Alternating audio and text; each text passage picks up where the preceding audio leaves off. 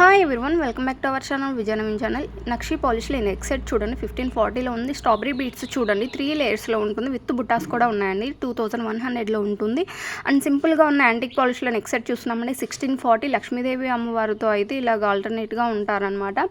And Moti chain చూడండి చాలా బాగుంది. అండ్ అలాగే సీజెడ్ బీడ్స్తో మేకింగ్ అయ్యొచ్చింది. కంప్లీట్ కట్టుతీగతో మేకింగ్ అయ్యొచ్చిందండి. 950 రూపీస్. అండ్ 2 లేయర్స్లో ఈ మాల చూడండి 900లో ఉంటుంది.